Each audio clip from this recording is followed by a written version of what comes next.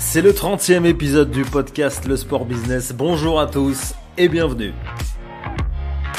À peine diplômé de la prestigieuse École Centrale Supélec, Ugo Bordigoni a lancé en 2015 Skill Corner, une entreprise spécialisée dans la data et l'analyse de matchs de football. Aujourd'hui, 100 clubs professionnels partout dans le monde utilisent cette solution pour prendre des décisions et recruter de nouveaux joueurs. Skill Corner se prépare même à dupliquer sa technologie aux États-Unis dans le monde du basket. Ugo Bordigoni vous raconte son histoire. Le Sport Business est disponible sur toutes les plateformes de podcast. Pensez à vous abonner pour nous soutenir et à laisser une note si vous nous écoutez sur Spotify ou Apple Podcast. Bonne écoute à tous et à bientôt.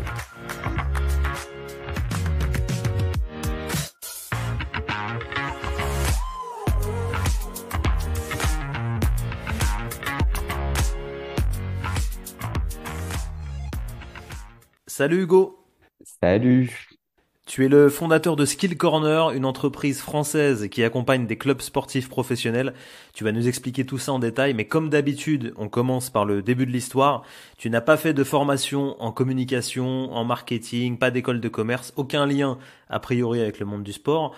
Tu as suivi une formation technique prestigieuse au sein de l'école centrale Supélec et à la sortie de cette école d'ingénieur en 2015, tu as lancé ton entreprise Skill Corner.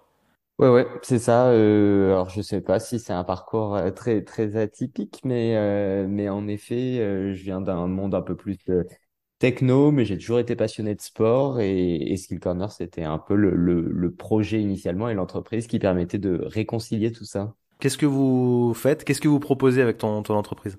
Alors, chez Skill Corner, on est un fournisseur de données. Donc, notre métier, c'est vraiment de collecter, de produire notre propre données sportives sur des matchs de sport professionnel. Et on a commencé pendant les 6 premières années ou 5 premières années de l'entreprise, on s'est vraiment concentré sur du foot européen. Et voilà, donc notre métier, c'est vraiment d'être capable de collecter de la donnée juste à partir de la vidéo du match. Donc la vidéo que toi, tu vois quand tu regardes un match de foot à la télé. Donc, on n'installe pas de capteur sur les joueurs, on n'installe pas de caméra dans le stade. Juste à partir du flux vidéo, on va être capable de détecter les joueurs, de les reconnaître, de savoir exactement où est-ce qu'ils sont positionnés. Et donc, on agrège d'énormes quantités de données sur tous les matchs de foot professionnels partout dans le monde. Cette technologie, c'est le fruit de combien d'années de recherche, on va dire, parce que tu lances l'entreprise en 2015, mais la technologie et le service, ils voient le jour à quel moment? Ouais, alors on a développé un premier produit pour la Coupe du Monde 2018. Donc c'est assez différent de ce qu'on vend aujourd'hui en 2023. Mais voilà, disons que les 2, 3 premières années de la société étaient exclusivement réservées à la R&D, développer nos premières briques technologiques. Depuis 2018, on l'a encore énormément amélioré. Mais toujours est-il qu'il faut voir qu'il y a bien 2, 3 ans de R&D pure avant d'avoir un premier produit. Je le disais, c'est une entreprise française, mais c'est pas un élément important dans votre communication parce que vos clients, finalement, ils sont tous à l'étranger. Ouais, alors on travaille avec des clubs français. Initialement, on était plutôt avec les sites de paris sportifs. On travaillait avec Winamax, donc qui est français, mais aussi avec des sites étrangers. Maintenant, on est vraiment sur les clubs. On travaille avec 8 clubs français, mais avec plus de 90 clubs partout dans le monde, sur à peu près tous les continents. Comment est-ce que vous êtes rentré en contact avec ces clubs de foot en France ou à l'étranger? Comment vous les avez approchés? Comment est-ce qu'on se fait connaître auprès des clubs pro? Ouais, alors c'est en effet quand tu viens pas du domaine et que tu crées une start-up dans le sport, c'est pas forcément évident initialement d'aller rencontrer des clubs. Les clubs ont pas énormément de temps pour aider à développer des idées. Ils sont vraiment dans l'opérationnel, dans le jour, ouais, le business. Il y a des matchs tous les 3 jours et ils ont pas beaucoup le temps de t'aider. Donc au début, ça a pas été évident. On a eu la chance incroyable de rencontrer, c'est eux qui nous ont contacté de Liverpool à peu près au moment de la Coupe du Monde 2018. Et du coup, on les a signés en 2019 et c'est ça qui nous a énormément aidé à approcher les autres clubs. Tu dirais qu'il y a aussi un travail un peu de recommandation entre les clubs? Il y a des clubs qui vous font de la publicité? Énormément. Ça marche essentiellement comme ça. C'est un petit milieu. Alors même si il y a des clubs, il y en a partout dans le monde, les gens parlent énormément entre eux. Il y a des événements pro où les différents clubs se retrouvent. Et alors évidemment qu'ils partagent pas tout. Il y a une part de secret dans ce que chaque club va développer, comment ils utilisent la donnée, qu'est-ce qu'ils en font. Mais on a la chance que les clubs aiment quand même beaucoup parler, expliquer ce qu'ils font de notre donnée et nous recommandent parce que la relation avec nous se passe plutôt bien. Tout se fait depuis Paris ou vous avez des équipes aussi à l'étranger sur différents pays? Non, alors aujourd'hui, on est une quarantaine chez Skill Corner, on est à peu près 25 à Paris et il y a 15 personnes un peu partout dans le monde. Donc on a pas mal de monde en Angleterre, Écosse, on a une personne en Allemagne, en Espagne, au Portugal et un peu aux États-Unis et de plus en plus aux États-Unis d'ailleurs. Quels sont vos concurrents? Est-ce qu'il y a d'autres entreprises qui, j'imagine que oui, qui fournissent de la data au club? Ouais, ouais, alors on n'a pas inventé le domaine de la data dans le sport. Dans bon, ça fait peut-être 50 ans qu'on parle de la data dans le sport, à différents niveaux évidemment. Dans le foot, ça a commencé vraiment dans les années 2000 à être vraiment utilisé pour prendre des décisions. Donc évidemment, on n'est pas les premiers là-dessus. On est les premiers sur à avoir cette capacité d'automatiser la récupération de données très précises à l'échelle, donc sur énormément de matchs et de ligues différentes. Mais petit à petit, on a de plus en plus de concurrents aussi sur ce domaine-là. On a un concurrent canadien qui est plutôt présent sur le hockey sur glace. Il y a un gros concurrent américain qui est plutôt présent sur le basket. Donc, il y a dans les différents sports, il y a différentes technologies un peu concurrentes. On parle souvent de levée de fonds pour les startups ou pour les entreprises un peu technologiques.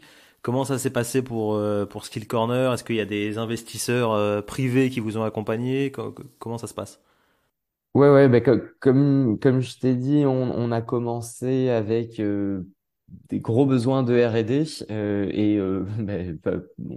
moi et mon associé, on avait peu d'argent à investir initialement dans l'entreprise. On a eu la chance de rencontrer des business angels super smart qui ont vraiment cru en nous et qui ont investi dans la société à un moment où c'était pas évident d'investir dans la société parce qu'il n'y avait pas de revenus, parce que la technologie, il y avait des prémices, mais elle n'était pas complètement prête. Donc dès 2017, on a levé de l'argent, on a eu un peu des subventions aussi de la BPI, on profite aussi du crédit d'impôt recherche. Donc il y a pas mal de choses en France qui permettent de créer une entreprise. Et aujourd'hui, on a créé une entreprise qui marche bien, qui est rentable, et donc il n'y a plus forcément besoin de lever des fonds. Ça ne veut pas dire qu'on ne lèvera pas des fonds dans le futur pour aller encore plus vite, mais c'est plus une nécessité. Tu peux donner quelques chiffres économiques, on va dire, chiffre d'affaires ou c'est plutôt confidentiel? Je peux pas donner les chiffres exacts, mais ça fait 3 ans qu'on fait plus que doubler chaque année. Et aujourd'hui, on fait un peu moins de 5 millions d'euros de chiffre d'affaires. Voilà, avec encore une super belle croissance. Donc c'est pas mal. On l'a évoqué il y a quelques jours sur le sportbusiness.com. Skill Corner vient d'être retenu par la NBA dans un espèce de programme d'accompagnement pour les entreprises innovantes. Raconte-nous cette belle actualité pour ton entreprise. Ouais, alors c'est une nouvelle incroyable. Donc c'est la deuxième édition de ce qu'ils appellent le Launchpad, où ils essaient d'accompagner 5, 6, 7 entreprises chaque année. Donc c'est la deuxième année. Première fois qu'ils prennent une entreprise française, peut-être européenne, mais j'ai pas vérifié sur la première édition. Sur la deuxième édition, il n'y en a pas. Donc le but, c'est de travailler un peu main dans la main pendant 6 mois avec la NBA pour développer et adapter notre technologie au basket pour en faire bénéficier la NBA elle-même pour des besoins de développement international du basket, comment repérer des joueurs qui jouent dans différents continents, et aussi aider les équipes elles-mêmes à comment les aider à recruter. Donc exactement ce qu'on fait dans le foot, mais l'appliquer aussi dans le basket. Donc opportunité exceptionnelle. Et en quelques mois, tu penses que c'est faisable de décliner justement votre technologie qui est plutôt foot sur le basket? Ouais, alors on a un peu prévu le coup. Ça fait plus de 6 mois qu'on travaille sur le basket. En fait, bon, si on refait l'histoire, il y a 1 an et demi, on a commencé à développer la technologie dans le foot américain. Et on travaille aujourd'hui avec un club de NFL et on est vraiment en train de dupliquer le modèle en foot américain. Donc on sait, on a les connaissances, la capacité pour dupliquer un nouveau sport. Le basket, c'est arrivé un peu après le foot américain, mais on a déjà une très grosse brique de la techno qui est prête et on est en train de finaliser et aussi la NBA nous aide vachement là-dedans. Aujourd'hui, vous travaillez avec des clubs partout dans le monde, des clubs français, allemands, j'ai vu espagnols, au Mexique aussi. En Israël, je crois avoir reconnu un logo. Quel est ton regard sur tout le travail qui a été accompli? Est-ce que tu aurais imaginé un tel développement lorsque tu lances la société en 2015? Honnêtement, je pense pas. Alors en plus, moi, j'ai un peu le côté ingénieur assez rationnel, pas très initialement en tout cas, pas en mode on va conquérir le monde. Et donc on est hyper fier de ce qu'on a réalisé. Malgré tout, c'est que le début. On a énormément de valeur à venir apporter à nos clients dans le foot et encore plus dans le foot américain et le basket, mais c'est vrai que c'est exceptionnel. On travaille avec l'Atlético Nacional en Colombie. J'ai jamais mis les pieds en Colombie et donc c'est quand même ouais, quelque chose de spécial. Et est-ce que tu as des espoirs particuliers là sur les deux prochains grands événements sportifs avec la Coupe du Monde de rugby et les JO? Est-ce qu'il y a il y a des pistes de business là-dessus ou c'est trop tard, on va dire? Alors, malheureusement, le rugby, on a fait le choix stratégique de pas aller dessus pour le moment parce n'avait pas la capacité de faire 10 sports d'un coup. Donc, il fallait faire des choix et on a choisi plutôt le foot américain et le basket.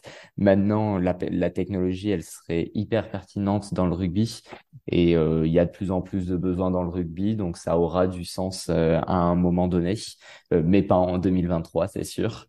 Dommage en plus avec le niveau de l'équipe de France, ça aurait pu faire une bonne pub.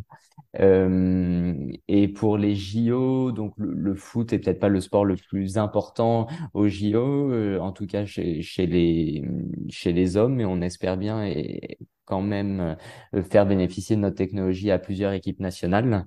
Et encore plus sur le basket, mais bon, c'est encore en discussion. Merci beaucoup Hugo d'avoir été dans le podcast Les Sports Business et bravo pour ce que tu as créé depuis 2015 et on peut en être fier, c'est une entreprise et une réussite française. Merci beaucoup, Mathieu.